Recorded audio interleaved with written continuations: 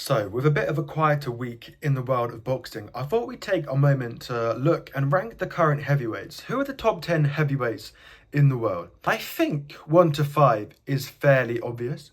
Coming in at number 1 is obviously Alexander Usyk. I mean, 2 wins over AJ, a win over Chisora, a win over Fury.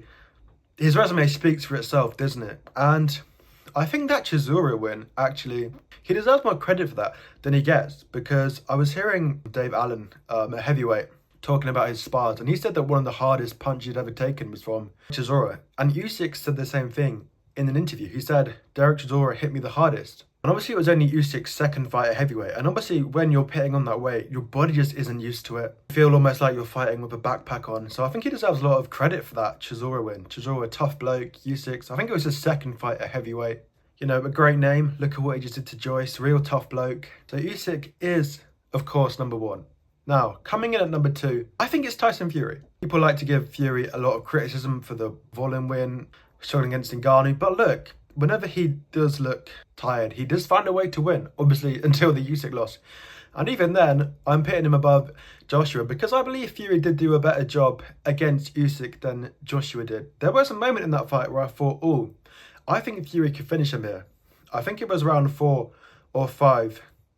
Fury hit him with some upcuts, and I was like, oh, Usyk could go here. Obviously, Usyk found a way out of it, and I believe the fight was closer than Joshua Usyk, but I believe Fury does come in at number 2. I think of Fury when he's mentally up for a fight, when he's ready, you know, such a big bloke, such a good boxer. I think he's undoubtedly number 2, in my opinion.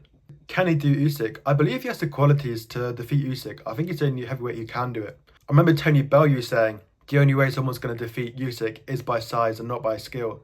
And obviously, what does Tyson Fury have? He has a lot of size, and he also has skill, of course.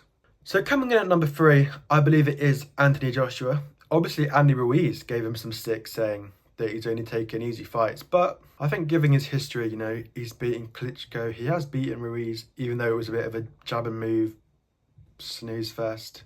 He's beaten Dillian White. He has been in there with Usyk twice, even though he's lost. And obviously, as I said, he's in good form, right? He's won 3 on the bounce, Franklin, Helenius, Volin and Ngannou, 4 on the bounce. Obviously, Helenius, not a lot to take from that win, but to be fair to him, he was supposed to fight Dillian White. It would have been a better name. But, you know, those other wins, solid wins, did what Fury couldn't against Ngannou, you know, looked pretty devastating against Volin. So, yeah, I think Joshua is at number 3. I think he's definitely on his rise, isn't he? The second coming of Joshua is looking dangerous, and he's on his way for a few big fights, and he's about to have one against Daniel Dubois. Coming in at number 4, I do believe it is Joseph Parker. Obviously, he won against Wilder, and then he won against Zhang. And Zhang, I believe, you know, is a problem. You know, he's a huge puncher, massive guy, and, you know, it's very hard to defeat these bigger guys, because even if you've got more skill than them, it's like, you know, you can't get hit with a huge shot for 12 rounds. So it's really hard to get through these fights. You know, we saw it with Deontay Wilder, Tyson Fury. You know, Tyson Fury avoided that big shot for 11 rounds, but in that 12th round, Wilder got him. Obviously, he got back up, but... So I think Parker does come in at number 4. You know, he's beaten Wilder, he's beaten Zhang. I guess Zhang's gas tank ran out in the last part of the fight, which had helped Parker. But I feel fairly, you know, confident pitting in Parker at number 4. I feel, again, you know, he's on his ascent. He's done his second coming. He's got some big fights that feel like they're about to happen. So I feel very happy to pit Parker at 4. What about 5? I do think Zhang comes in at 5. I do think Zhang is a problem. Obviously, his wins over Joyce were huge. He arguably has a win over Hrgovic, beat Wilder. Parker win. Some people actually did thought he beat Parker because they thought Parker's shots, although he landed more, they weren't very effective. You know, they were hitting his gloves, they weren't hurting him. So there's an argument to say that Zhang did win the fight against Parker, but I think most people will agree Parker outworked him and won. So maybe they put Zhang in at number 5. You know, he's a scary dude. You know, a lot of guys fear him. A lot of guys duck him. So I'm putting Parker at 4 because he beat him. And I'm putting Zhang at 5 because I think he's scary. And I think he gives a lot of heavyweights a problem. So 5, I think it's deserved for Zhang. Number 6, I'm giving it to Dubois. I think his win over Miller is really impressive. I think Miller's a really good fighter, actually. I think the more you look into him, although he's a drugs cheat, which is pretty disgusting in a sport where, you know, you can cause serious damage to someone. Look good against Ruiz. He's a very tough bloke. Everyone who spars him said, you know, you just hit him and it's like nothing happens. He just walks forward, takes shots, good trash talker, can get in your head mentally. So I'm giving Dubois 6 for his win against Miller, and obviously his win against Hrgovic. Again, people who spar with Hrgovic say he's really scary, phenomenal fighter. I think actually for the Dubois fight, I think Hrgovic peaked too soon. I remember Dave Allen saying when he was sparring him, he was sort of, in the prime fighting condition a few weeks before the fight. So it looked like he peaked a bit early. So that is why I think Danny Dubois deserves 6. Again, someone who's on that second coming, got over their losses, and is now on that ascent, and is looking good. I think 7 to 10 is where it gets a little bit more difficult. For 7, I have gone with Bakole. Huge, tough guy, feared. Everyone's going to be ducking him. Great win over Jared Anderson. Great win over Takam. Great fighter, big, strong, can knock you out. I think he's a great fighter. And again, I think he gives a lot of heavyweights a problem. So I think Bakole is in number 7. Definitely could give the top heavyweights a problem. Looks scary. And again, a man on his ascent, and a great win over Jared Anderson, the so-called next American heavyweight. For number 8, I have gone with Kabayel. Again, Kabayel not really tested. He had that one win over Sanchez, the Saudi, but he has a lot of clout in the heavyweight scene. It's fairly generally agreed that he's in the top 10. Again, I'm not the biggest fan. I haven't seen a lot of his work, but he's undefeated. He has that win over Sanchez. I'm fairly comfortable pitting him in at 8 for the moment, and hopefully we'll see him in some big fights soon.